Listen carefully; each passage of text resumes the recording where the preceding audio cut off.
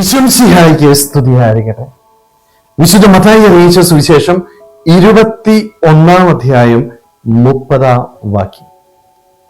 അവനാകട്ടെ എനിക്ക് മനസ്സില്ല എന്ന് പറഞ്ഞു. എങ്കിലും പിന്നീട് പശ്ചാത്തപിച്ച് അവൻ പോയി.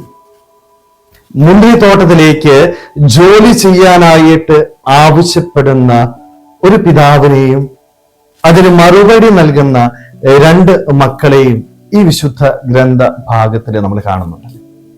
ഒന്നാമനോട് ഈ പിതാവ് ആവശ്യപ്പെടുമ്പോൾ വളരെ സന്തോഷത്തോടുകൂടി ആ മകൻ ഉത്തരം പറയുന്നുണ്ട്, അല്ലെ, ഞാൻ പോകാം. പക്ഷെ അവൻ എന്താ ചെയ്തത്? അവൻ പോയില്ല. രണ്ടാമത്തെ മകനോട് ഈ പിതാവ് ആവശ്യപ്പെട്ടപ്പോൾ ആ മകൻ പറയുന്ന മറുപടി ഞാൻ പോകില്ല എന്നുള്ളതാണ്. പക്ഷേ പിന്നീട് അവൻ പശ്ചാത്തപിച്ച് പോകുന്നത് കാണുന്നു. ഇതിലാരാണ് ഈ പിതാവിന്റെ ഹിതം നിറവേറ്റിയത്? രണ്ടാമത്തെ മകനാണ്, അല്ലേ? അവന്റെ ജീവിതത്തില് പിതാവ് ആവശ്യപ്പെട്ടപ്പോൾ ഏറ്റവും ആദ്യം അവൻ മറുപടി പറയുന്നത് ഞാൻ പോകില്ല എന്നുള്ളതാണ്. പക്ഷേ പിന്നീട് അവനൊരു പശ്ചാത്താപം ഉണ്ടാകുന്നുണ്ട്. പിതാവിനോട് അങ്ങനെ പറഞ്ഞു പോയല്ലോ. ആ പശ്ചാത്താപം അവന്റെ ജീവിതത്തിലേക്ക് വന്നപ്പോഴാണ് അവൻ മനസ്തപിച്ച് പിതാവിനോട് മാപ്പ് ചോദിക്കുന്നതിന്റെ ഭാഗമായിട്ട് പിതാവ് ഏൽപ്പിച്ച ഉത്തരവാദിത്തം നിർവഹിക്കാനായിട്ട് പോകുന്നത്. സ്നേഹമുള്ളവരെ, നമ്മൾ ഈ 2 മക്കളിൽ ആരുടെ ഭാഗത്താണ് നിൽക്കുന്നത്? പലപ്പോഴും ഒന്നാമത്തെ മകന്റെ ഭാഗത്ത് നമ്മൾ നിൽക്കാറുണ്ട്, അല്ലെ?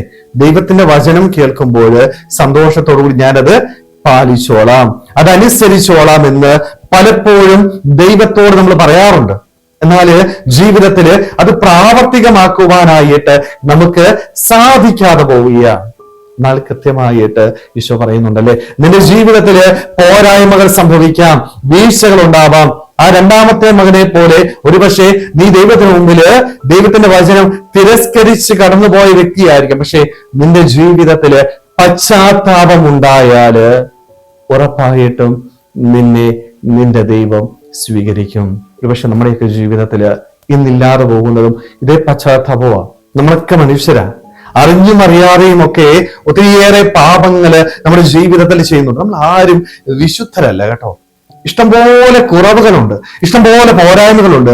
ഈ പാപങ്ങള് നമ്മുടെ ജീവിതത്തിലേക്ക് കടന്നു വരാം. പക്ഷെ ചെയ്തു പോയ പാപം ദൈവത്തിന് മുമ്പില് പൂർണ്ണമായ മനസ്താപത്തോടുകൂടി പശ്ചാത്താപത്തോടുകൂടി എനിക്ക് ഏറ്റുപറയാനായിട്ട് സാധിക്കുമ്പോൾ ആ പശ്ചാത്താപത്തോടുകൂടിയുള്ള എന്റെ സമീപനം എന്റെ ദൈവം സ്വീകരിക്കുകയും എന്റെ പാപങ്ങള് ക്ഷമിക്കുകയും ചെയ്യും. പശ്ചാത്താപം നമ്മുടെ ജീവിതത്തിൽ ഉണ്ടാവണം.